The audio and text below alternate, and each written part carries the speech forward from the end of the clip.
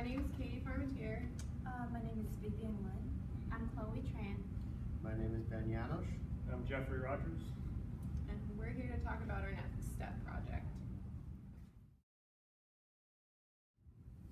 For this Next Step project, our group created a petition to raise awareness for the Home Health Flexibility Act of 2019. This act is very important for occupational therapists, as it will allow us to better treat clients who receive home health care. Under current legislation, an occupational therapist may not do an initial evaluation of a client who receives home health care, regardless of if the client's physician ordered occupational therapy services or not. In order for home health occupational therapy does not mean the therapist can do the evaluation. Instead, it is often done by a skilled nurse. This can only be a detriment to clients receiving home health care by not allowing the OT to do what we do best. Occupational therapists are trained to look at a client's environmental context and identify what may cause further impairment if not addressed.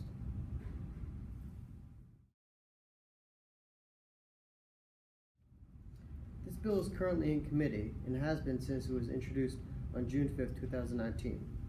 According to govtrack.us, this bill has a 3% chance of being enacted. Given this poor prognosis, we decided that the best course of action for us to take would be to increase awareness for this bill.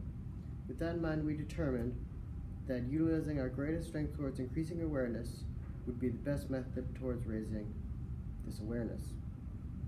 The five of us come from different social and geographic circles, and thus there would be little overlap in the populations we would be able to connect to through social media.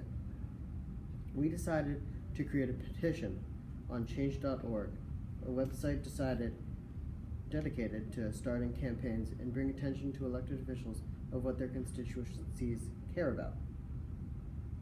Then we decided that Facebook would be the best social platform to spread information to our friends and family. The wide popularity of Facebook and the frequency with which people use it would create large engagement.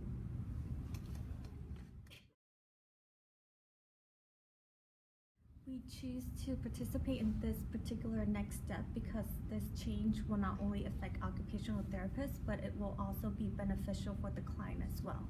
So occupational therapy is a profession that aims towards a client-centered approach. Therefore, building a rapport with the client is one of the most important aspects of the job. And the client gets to tell their story during the initial evaluation, and they might be in a vulnerable state when talking about their personal goals.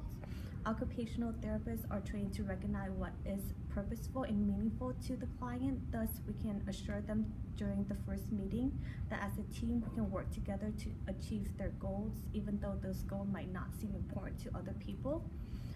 In addition, occupational therapists being present during the initial evaluation will provide a subjective view of what the client is like. For example, a client personality will most likely not be documented in the chart notes, which is why we have to be in person to observe these characteristics. This will allow occupational therapists to create an appropriate intervention for each individual clients. Additionally, having occupational therapists do the evaluation and treatment will increase efficiency. Therapists know when it is appropriate to use a non-standardized assessment to quickly screen a client on their active range of motion and their functional ability on certain tasks. So for example, the therapist may ask a client to touch their head with their hands to observe their shoulder active range of motion as well as their ability to brush their hair. This will save time and eliminate unnecessary testing during evaluation. Occupational therapists may understand which standardized assessment works best. Given that each client is different, therapists may also want to provide the same test at the beginning and at the end of the rehabilitation process to improve reliability. We predict the result of our action will reach more than 50 signs by the end of the week. This result can be much higher if we expand our social network to not only on Facebook but on other sites as well. In that way, we can reach our action to a larger populations. We are targeting the adult and elderly population. That is why Facebook and Twitter can get most of their attention.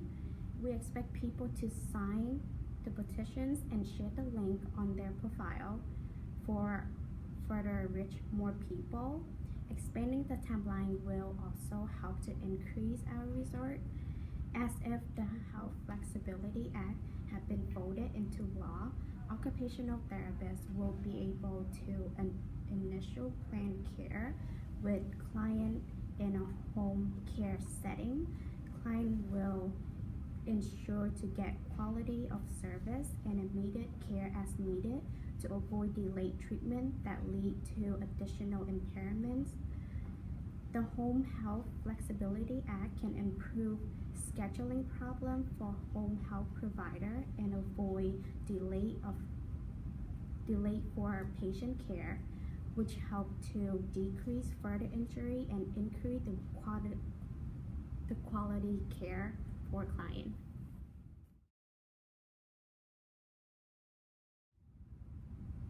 Furthermore, the Medical Home Health Flexibility Act upholds the 7 core values the American Occupational Therapy Association has: altruism, equality, freedom, justice, dignity, truth, and prudence.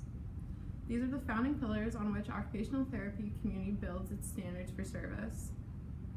Furthermore, when this bill is brought to be voted upon in the House of Representatives and the Senate, OT should advocate the benefits this would bring to the table in regards to the client-centered practice that OT values and the profession's deeper morals.